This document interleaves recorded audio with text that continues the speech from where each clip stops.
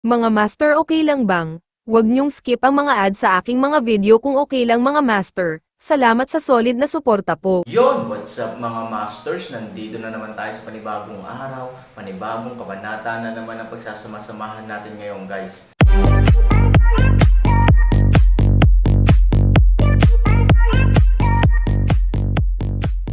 Bali mga masters, kung bago ka pa lang po sa aking YouTube channel, please click the subscribe button, lalong-lalo na po yung notification bell guys, para maging connected pa rin tayo sa isa't isa at maging updated kayo sa mga susunod ko pang video.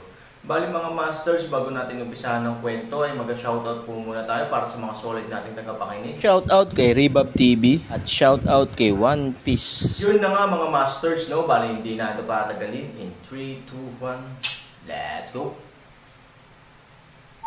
Si Angelica ay halos isang patay na aso, nakahiga doon na hindi gumagalaw. Hindi alam ni Han Sanchen kung galit ang lalaking ito ngayon, ngunit sa pamamagitan ng pangunahing obserbasyon, tiyak na masisiguro ni Han Sanchen na kahit nabuhay pa ang taong ito, hindi siya dapat mabuhay ng matagal. Hindi malinaw kung walang awa ang mga sibilyang ito, ngunit kahit na ito ay kasing simple ng isang tao at isang suntok, hindi ito isang bagay na kayang tiisin ng maliit na si Angelica. Master Han, ang taong ito ay karaniwang pinatay namin. Gayunpaman, hindi mo kailangang mag-alala, kami ang pumatay ng mga tao, at natural kaming umaako ng responsibilidad. Natapos ang peklat, kaagad pagkatapos, hinampos niya ang kanyang dibdib, tumingin sa lahat, at sumigaw ng malakas, alam ko, ang ilan sa inyo ay nanunood lang dito kay Master Han, nagpapanggap na sumuko, at ipagkanulo kami kung may pagkakataon. Gayunpaman, hindi mahalaga. Kung gusto mong magdemanda, pumunta ka lang. Napatay ang mga tao sa knife scar ni Lauso. Kung may binhi, puntahan mo lang ako. Sa sandaling lumabas ang mga salitang ito, ang momentum ay nakakabighani. Knife scar, you usually just lead the team. Damn, you want to get all the credit for killing this bastard thief. You are fucking dreaming. Killing him, I also have a share. Panipi. And old man. At ako, isang grupo ng mga tao ang nagtulak sa akin at nagtulak sa kanila, at lahat sila ay tumugon. Sa katunayan, alam na alam ng lahat kung ano ito tungkol sa pagnanakaw ng Merito. Ang lahat ay hindi natatakot sa kamatayan ng sama-sama, at sila ay nagsasama-sama upang harapin ang krimen at maghayganti. Marahan na ngumiti si Han Sanchen, at sinabi sa oras na ito, mga kapatid, kayo ay nagkakaisa at napakatapat, si Han ay labis na nasisiyahan. Gayunpaman, ang taong iyon ay talagang kinidnap ng isang tao Han at ibinigay sa iyo para itapon. Hinding-hindi ito itatanggi ni Han. Noong ginagawa ito ni Han, natural niyang iniisip ang mga kahihinatnan nito, ngunit hindi ko magagawa kung gusto mong iwan ko kayong lahat. Yes, I can leave it alone. And I can even take the opportunity to blackmail Angelica for a sum of money, and then live here comfortably and unrestrained. But what's next? The next step must be Angelica to continue to oppress you. Naghihirap ka na, at ayaw kong lumala ka pa. So, I don't do that. What I want to do is to completely remove this obstacle for you, and give you a peaceful life. I have never liked to strive for merit, but when it comes to killing Angelica, I want to sit in the first chair. Nang bumagsak ang mga salita, ang mga mata ni Han Sanchen ay matatag, hindi pinapayagan ang sino man na makipagtalo. Actually, I ignored the fact that Angelica dares to be so careless, and there must be a strong force behind it. Ngayon, wala ako. Bukas, baka bumalik sila, at sa isang iglap lang ay bumaba na ang paghihiganti ni Thunder. Ayokong makita kayong lahat na mamatay ng malungkot, kaya may proposal ako. Master Han, mangyaring magsalita. Malakas na sigaw ni Scar. Ang mga sumusunod na tao ay tumugon. Someone Han has never liked to recruit troops, let alone accept people at will. But this time, I might have to make an exception. Gusto kong bumuo ng isang heavily armored unit at magtaas ng mga tropa sa counterattack. Sa halip na hayaan ang iba na atakehin tayo, dapat tayo mismo ang magkusa. Kung mayroon kang kalooban, maaari kang mag-sign up upang sumali sa amin sa tarangkahan ng inn sa lungsod sa loob ng kalahating oras.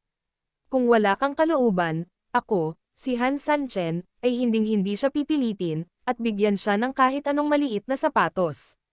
Siyempre, para sa mga handang sumali sa hukbong ito, ako, si Han Sanchen, ay magtuturo sa aking sarili at mamamahala. Sa lahat ng heavy armor equipment, ngunit nais kong banggitin na ang mga hindi makatiis ng kahirapan at natatakot sa kamatayan, ay hindi darating. Nang bumagsak ang mga salita, kinuha ni Han Sanchen si Ivory at direktang umalis sa eksena. Ayaw niyang maglagay ng anumang pressure sa sinuman. Pinakamabuting umalis at hayaan silang magdesisyon para sa kanilang sarili. Mabilis na dinala ng pamilya ang dalawang apprentice pabalik sa gate ng orihinal na inn. Ibinigay ni Han Sanchen ang recruitment sa dalawang batang apprentice. Hindi ito mabigat na trabaho, kailangan lang irehistro, kaya angkop din ito para sa dalawang batang ito. Bakit hindi ko narinig na binanggit mo ito noon na mag-recruit ng isang tao mula sa Heavenly Demon Castle? Tanong ni Ivory. Tumanggo si Han Sanchen, biglang nangyari ang insidente, at ang dragon ang humiling sa akin na gawin ito. Dragon. Bakit siya nag-aalala tungkol dito? Mapait na ngumiti si Han Sanchen, I'm guessing that I'm in a panic, but what he said is also correct.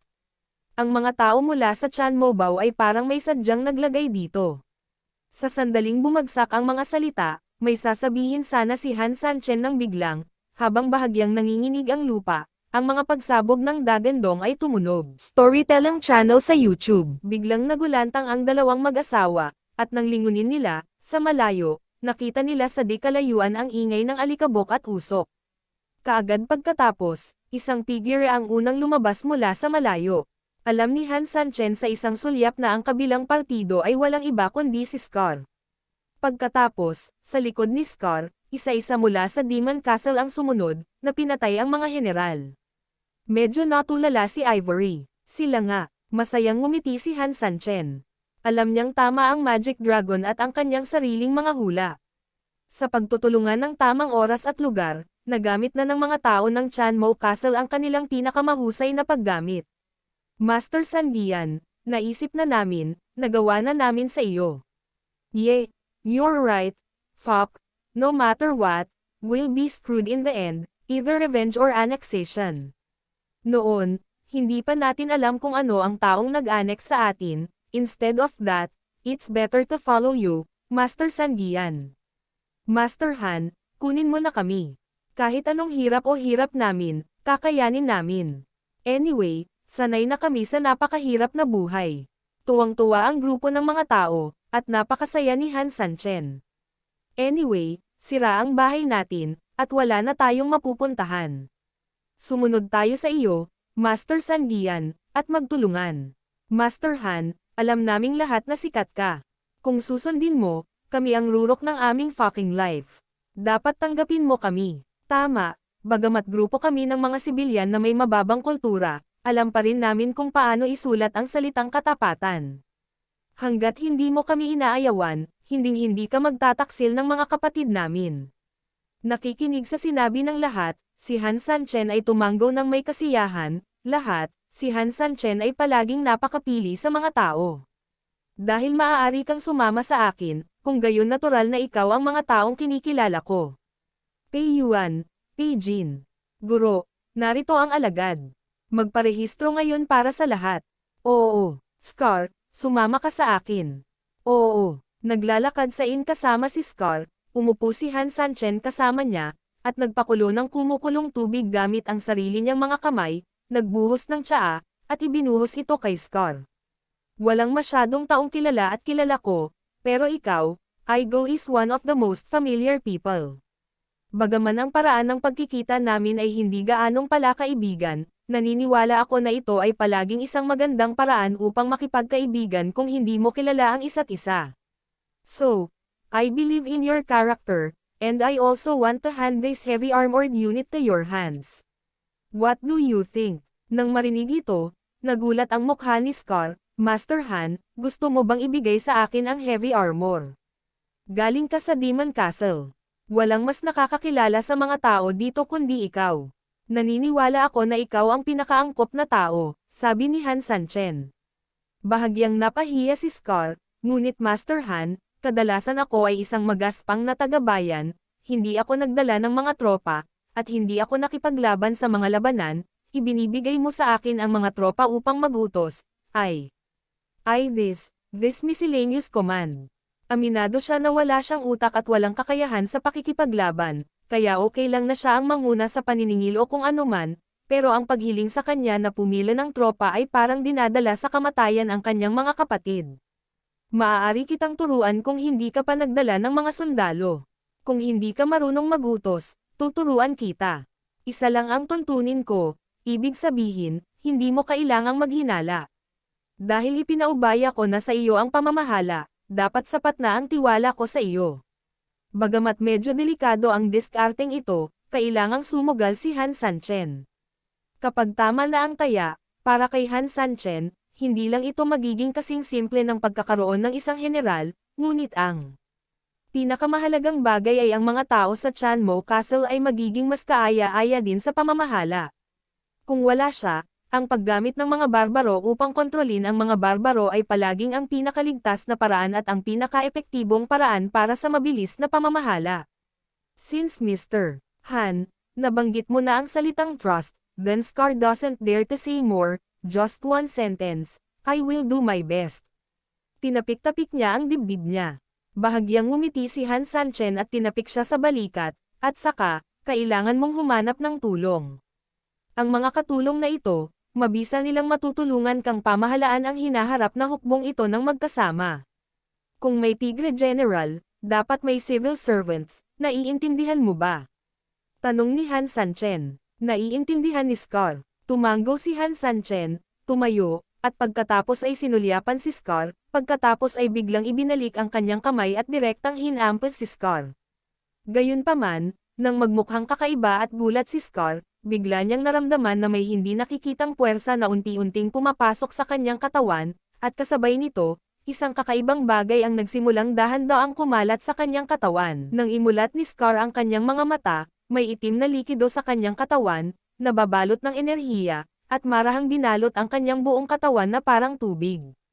Wala siyang naramdaman kahit katiting na sakit, at kahit isang dampi ng lamig. Master Han, medyo nagulat si Scar. Umiling si Han Sanchen sa kanya, tumahimik ka, tinutulungan kitang buksan ang iyong mga meridian, huminahon ka. Matapat na tumanggo si Scar, saka masunarang pumikit. Hindi masyadong maganda ang foundation ng lalaking ito, pero isa na siyang magaling na cultivator. Hanggat ang kanyang mga meridian ay nabuksan at pinagsama sa malupit na puwersa ng taong ito, maaari niyang matugunan ang mga pangunahing pangangailangan ni Han Sanchen para sa isang general.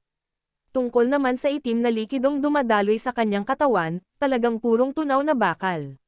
Natagpuan ni Han Sanchen ang ilang medyo mahusay na mga produktong bakal mula sa singsing sa kalawakan, at pagkatapos ay tinunaw ang mga ito sa dilim na may nagninangas na katahimikan at apoy sa kalangitan, at pagkatapos ay binalot ng tunay na enerhiya ang tinunaw na bakal at bumaba sa kanyang katawan. Ang baluti na pinakaangkop sa kanyang katawan. Ang gayong baluti ay halos walang butas, o napakaraming kahinaan. Ang tanging bagay na dapat pansinin ay ang Han Sanchen ay dapat gumamit ng True Chi upang pakilyusan ang paglambot ng ilang mga joints sa panahon ng proseso ng paglamig, upang ang mga lugar na ito ay maaaring maging flexible at magagalaw sa oras na iyon. Matapos ganap na mabuksan ang mga meridian, sa wakas ay tumigas ang baluti sa kanyang katawan. Hindi ito masyadong gwapo pero at least bagay sa katawan niya. Bahagyang ngumiti si Han Sanchen, at pagkatapos, binawi ang kanyang palad, kumusta ang pakiramdam mo? Pakiramdam ni Scar ay puno ng marahas na kapangyarihan ang buong katawan niya. Tulad ng pinahintulutan siya ni Han Sanchen na gumalaw, ang taong ito ay hindi na makapaghintay na sumuntok. Ang kamao ay tumama sa lupa, at nagkaroon ng biglaang putok, at ang lupa ay nanginig. Pagkatapos, lumitaw ang isa pang eksena ng pagkagulat ni Scar. Isang bitek na hukay na may diameter na halos kalahating metro ang nabasag mula sa lupa. Hindi makapaniwalang tinitigan ni Scar ang kanyang kamao. Bagamat alam niyang napakalakas niya, hindi niya akalain na magiging ganoon kalakas ang kapangyarihan niya. Malinaw, ito ay nakamit ni Han Sanchen na tinutulungan ang kanyang sarili. Sa pag-iisip nito, agad na lumuhad si Scar at sinabing, "Salamat, Lord Han." "Salamat." Tumanggo si Han Sanchen at ngumiti, "Sa tingin ko, magiging akin ka. Sa sandaling bumagsak ang mga salita, direktang itinaas ni Han Sanchen ang kanyang paa at direktang sinipa ang peklat ng kutsilyo gamit ang isang paa. Boom! Lumipad ng pabaligtad si Scar ilang metro ang layo, at pagkatapos ay nabasag ng malakas sa pader ilang metro ang layo. Ang sipa na ito ay halatang hindi magaan, at si Ivory ay nagulat din. Dahil sobrang biglaan. 3,000, ikaw. Medyo nababalisa si Ivory. Gayunpaman, tiningnan pa rin ni Han Sanchen ang peklat na naalis, paano ito? Hindi ka maaaring mamatay, tama. Nasa sakit si Scar, napahawak sa dibdib at sinusubukang tumayo. Gayunpaman, ang paglipat na ito ay hindi kasing hirap ng inaakala. Tumayo siya ng may kaunting effort. Hindi dumating ang matinding sakit na dapat ay nasa kanyang kamalayan. Siya ay medyo kakaiba, ngunit sa lalong madaling panahon na tanto na maaari siyang maging ganap dahil sa bagong baluti sa kanyang katawan. Ang kanyang mga mata ay biglang kuminang sa tuwa, at hindi niya ito maibaba nang mahawakan niya ang kanyang bagong baluti. So powerful, hindi niya sasabihin na invincible siya, pero at least dapat walang problema sa pagpatay sa quartet. Gayunpaman, bago siya natapos, pinulupot ni Han Sanchen ang kanyang mga labi, ang scrap iron ay talagang scrap iron, at ang epekto ay masyadong hindi kasiya siya. Para kay Scar, ito ay isang bit of a goddamn hatred, dahil napakalakas na ng kanyang pakiramdam, ngunit sa bibig ni Han Sanchen, parang hindi ito umutot. Master Han, ikaw rin. Umiling si Han Sanchen. Hindi naman sa Versailles siya, pero hindi naman talaga siya magulo. Bagamat tila pagkatapos ng isang hakbang, magiging maayos na si Scar, ngunit sa katunayan, ang lakas ni Han Sanchen ay hindi masyadong malakas, at ito ay madadaanan pa rin laban sa mga ordinaryong kaaway, ngunit kung ito ay laban sa isang master. Ang ikinababahala ni Han Sanchen ay ang mga bakal na nakasuot sa kanila ay magiging mga kabaong na bakal sa kanila. So, malayo pa. Sa pag-iisip nito, hindi napigilan ni Han Sanchen na mapabuntong hininga. Kailangan ulitin. Pagkahulog ng mga salita, muling ibinaling ni Han Sanchen ang kanyang mga mata sa katawan ni Scar. Pagkatapos, isang nakakalokong ngiti ang lumitaw sa mukha ng lalaking ito. Yun na nga mga masters, no? Bali panibagong kabanata na naman yung natapos natin ngayong gabi. Muli, maraming salamat po talaga sa walang sawang suporta po sa aking YouTube channel na talagang inaabangan nyo po ang bawat upload ko po. Bali mga masters, magkita-kita ulit po tayo bukas ng gabi at ngayon po ay magpapaalam po muna tayo. Bali mga masters, bye-bye!